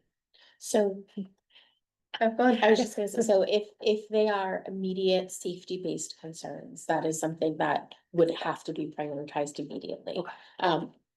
Depending on what the change would need to be would determine how long it would take. But part of the beauty of of this demonstration is that all of the materials are temporary. So if a Jersey barrier needed to rotate 15 degrees, well, it's just a matter of figuring out the logistics to get that done. Actually making the change would be Yeah. very quick. It's just reaching consensus about what Yes. change needs to be Yeah. made. So one suggestion, take it or leave it, but what for all of us to consider is like, is there a difference then between talking about goals and actually measures of success? Because I think for each of these, we can also, I know I could name like 10 different goals, and on any given moment, I would put different ones as like top priority. Speaking anecdotally, then it's like being respectful of like everyone's individual interests, but then there's the difference of measures of success of like, are you actually getting the outcome or output that we want, that we want, as a way just to kind of, I don't know, if it could be like helpful to figure out. Like we could all say that goal is outdoor dining, but is it just tables, or is it that people are actually like, what's the measure for like a business to actually say it's like worthwhile to keep it, or the trade-offs of, the confusion about parking, it's like, are all these other lots available for people, or how, I don't know, just like the measure of success versus goals. Or like businesses, right, like what's the measure of success of, I could say right now, yeah, like freight's really important, but what does that actually translate to in terms of like what that actually means? And one of the challenges I think we may have in the project, and one of the things we've talked about, is indexing, like getting economic data is helpful, but knowing what external factors are there as well. So there's like shopping behavior and time of year and bad weather and all this other stuff. So trying to index that against like other businesses in other towns, and are they seeing the same trends, or are they seeing different trends because of the pilot? So that's another thing we had talked about. Yeah. Well, yeah, I mean, for those of us that have been in business for a while, we can go back to our previous year. Yeah, but it's hard to tell. So if you have like changes in economic environment in which people are spending less, that wouldn't necessarily mean that the pilot is driving the change. It could be other economic factors driving change. Versus, you want to try to, again, control for specifically the changes that you're making and not broader economic decisions. And not an easy time in order to extrapolate that for sure. But that's also part of the beauty of the software that you all have, is that we can look at and kind of assess and compare regionally and nationally. What do you mean the software that you have related to the businesses in town and how to reflect on the change? So JP can speak to it better than I can, but you wanna talk about the product we have? So it's a full placer AI. And it can extrapolate data just on like the user's amount of my cell phone data. So it can look like I can draw like a thing around Needham Center and it'll show me like year-over-year visits for that area, and then I can do the same thing and let's say like Wellesley, determine their year-over-year visits. And you can see patterns of where people come to, where they go. You're literally taking cell phone data, is that what we're talking about? I don't take it, it's this. They think like if your cell phone pings that they geolocate you along the way, and then they basically take that data and like extrapolate like what the patterns are, like if you go to this place, where you more likely to go after, are you going home, and when you go to home, and then they can get into like traffic data too and show that like the peak times and non-peak times and. This is all stuff we didn't have 20 years ago when we were looking at it. Yeah. And I think I know the answer to this, but I said I would ask it. I think it's because the 10,000 trips, but if you were to stay with this grant, and had to include bike lanes somehow, could you put bike lanes around a different part of the center to make it safer, or it has to go in the route that? So I think when they did the beta design that we had before, what they had talked about at the time was I think alternative routes, like going down May Street, or like ways to get around the downtown for bikes. I think there's sort of two things we got feedback from that project. So one was it doesn't help people get to the center, right? And I think what we were hearing from primarily at that time were families who were biking into the downtown, or younger kids, like 10, 11-year-olds, who were sending their kids in the downtown to go shopping or hang out or do whatever they do on half days. So that was, I think, initially the idea, but that was more again for like the commuter bikers to get around the downtown who are going on 135. They weren't really thinking about it as a destination. They were thinking about it as like how to navigate the traffic infrastructure. So I think that would be the difference between how it was looked at 10 years ago and how it's looked at today. You could add bike infrastructure wherever you want. There's not a part of town that doesn't have the same types of physical constraints. And what we aren't doing in other neighborhoods that we are doing here is even if we do the same project, if we were to go back to that project, we're resetting curb lines during the entire length of the project. So again, the expense is resetting them, not where you set them, versus the roads that go around the downtown, we're not resetting curb lines on. So you would have to then modify all those additional roads.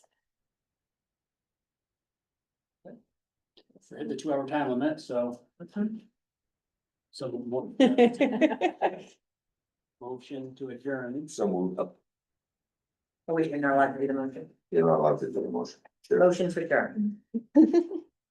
Need a second. Second. So we'll take a roll call vote. Kevin Keen, Aye. Luce, and Nanny, Aye. Paul. Aye. Aye. Artie. Please. Aye. Jackie. Kim, the chair votes aye. And Paul Good. Aye. And Avery Newton. Aye. Meeting's adjourned. All right. Thank See you. you next time. Thank you. Thank you all. Thank you.